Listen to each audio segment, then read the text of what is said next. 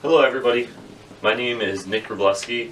Thank you all for coming out today and allowing me to share this presentation with you.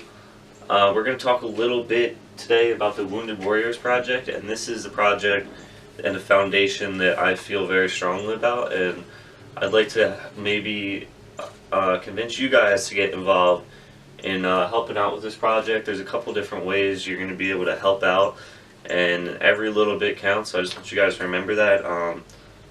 And let's get on with the presentation, guys. So I would like to talk a little bit about our United States veterans. So our veterans obviously gave up a lot for this country. A lot of them have been through some rough times, especially obviously with like Vietnam War and some of the other wars that have been more recent. A lot of them have lost friends, they've lost limbs, they've lost a lot of stuff, so they're sacrificing a lot for us. I want you guys to remember that, because it's, as you guys know, the military is not typically the most high-paying job out there. A lot of these veterans went in because they want to help our country and they want to serve our country, and I think that they deserve our help when they need it most, just like they helped us when we needed it most. So I want you guys to remember that, and I have an easy way that you guys will be able to help out these veterans today. You could start today helping them out. They really need it. So it's something that I feel very strongly about. So I wanted to tell you guys a little bit about this gentleman here. His name is Mark Lally. So Mark Lally enlisted in the Air Force in 2002. He was only 17 years old when he did enlist. He was motivated to join after 9/11 happened, and so he was a door gunner on a UH-60, which is an aircraft that the Air Force uses in combat, and he was deployed in Iraq. So while he was deployed in Iraq in 2007, he had an aircraft malfunction, and unfortunately there was 11 people on the aircraft, and the aircraft ended up going down, and only 5 of the 11 survived. So 6 of his friends that he was with unfortunately lost their lives that day.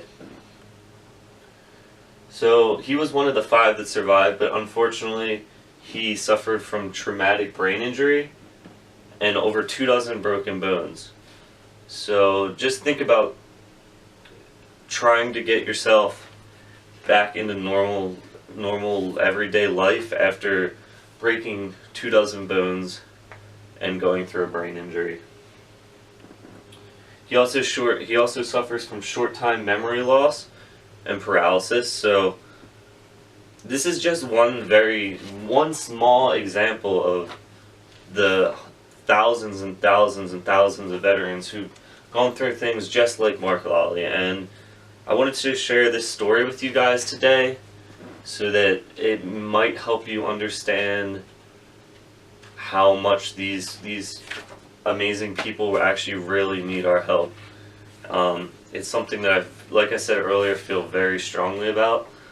And the good news, so the bad news is that he went through all this, and the good news is that Mark Lally is now living a life every single day. He's healthy and he's happy, and that's mostly due to the Wounded Warriors Project. The Wounded Warriors Project picked Mark up after his unfortunate events with the military, and they were able to get him back on his feet.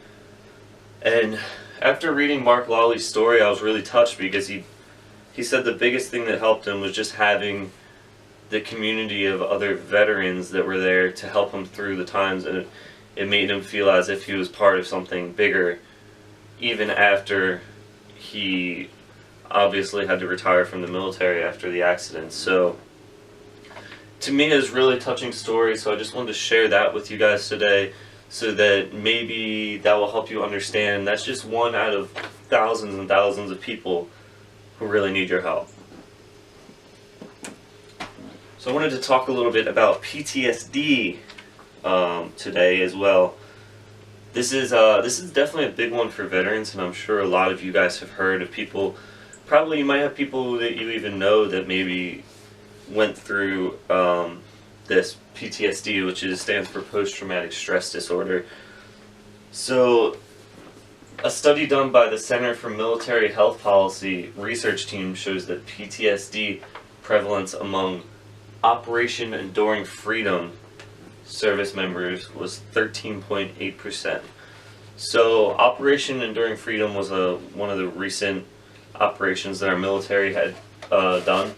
So 13.8% of the veterans coming out of that suffered from PTSD.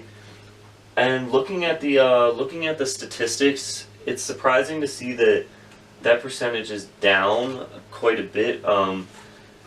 Back after the Vietnam War, it was up to 30% PTSD rates, and I think that's largely helped from the Wounded Warriors Project. The Wounded Warriors Project helps get these people back on their feet.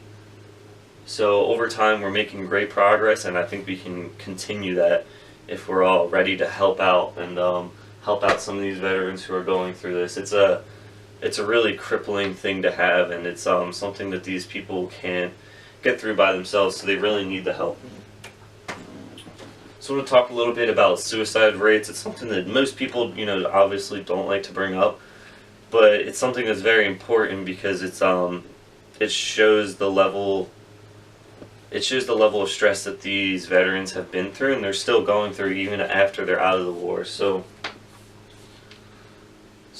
according to the VA Suicide Prevention Program, even though veterans only accounted for 8.5% of the United States population, they accounted for 18% of total deaths. So that's 18%, that's almost a quarter of the deaths in the whole country, although they're only less than 10% of the actual population, and that is a really shocking statistic. In 2010, veterans also accounted for 22% of all deaths from suicide.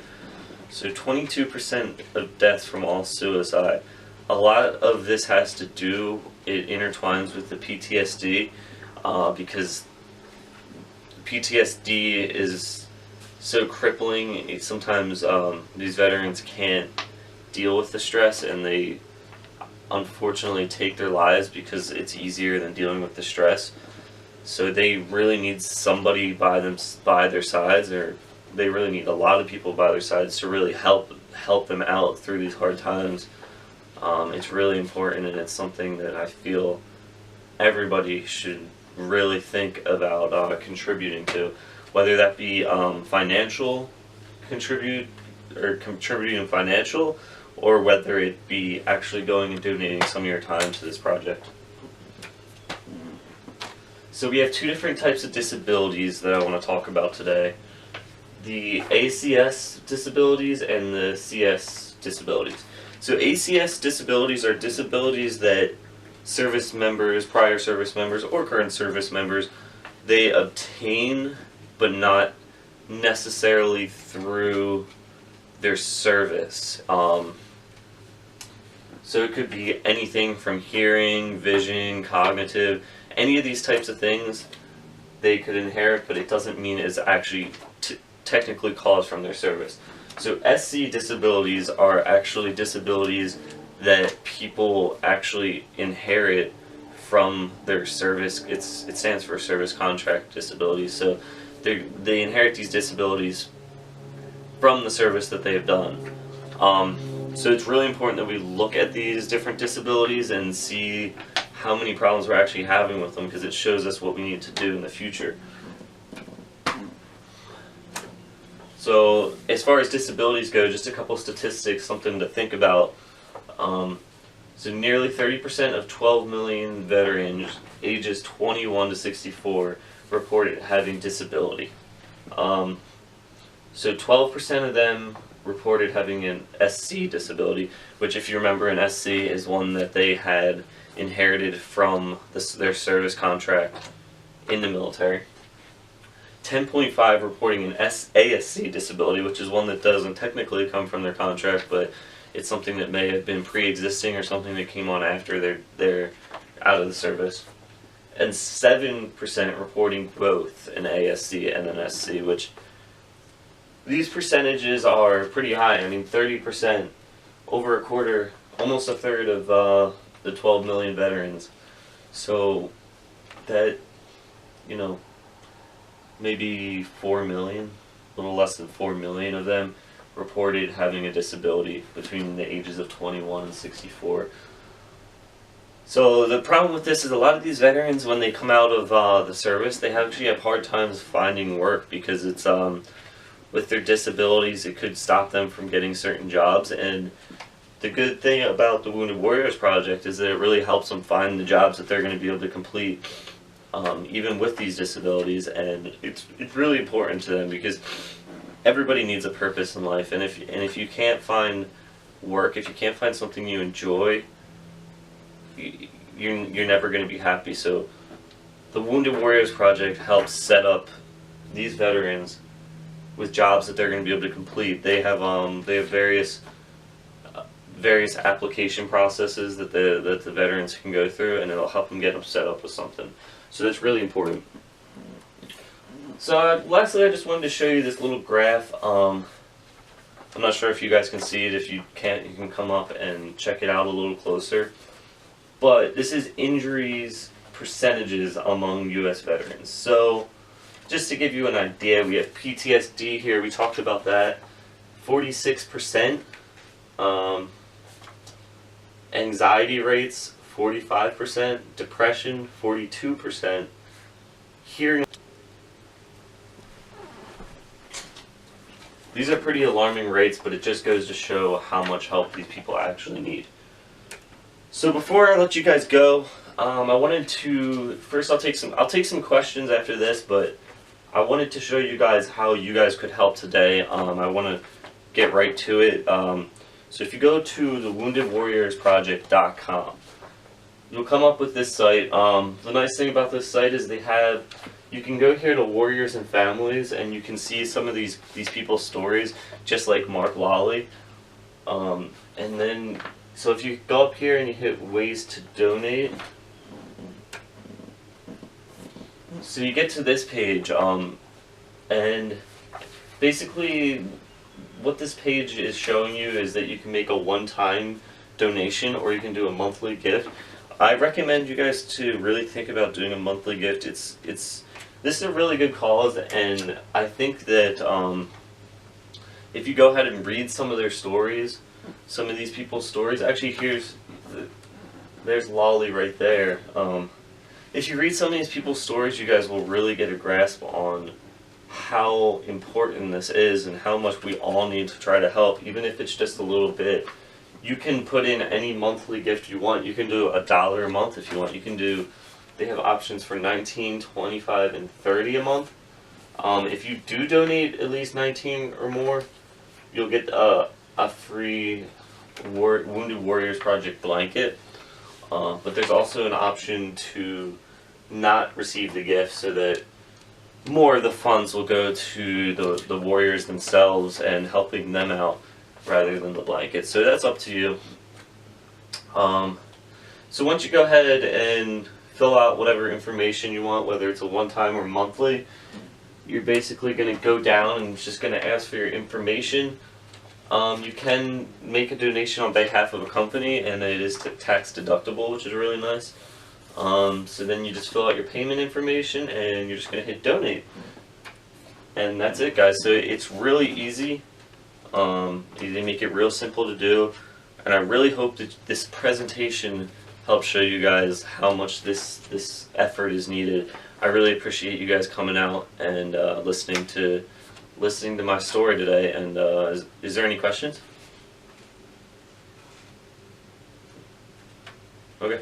Alright, well that's it for today, guys. Thank you once again.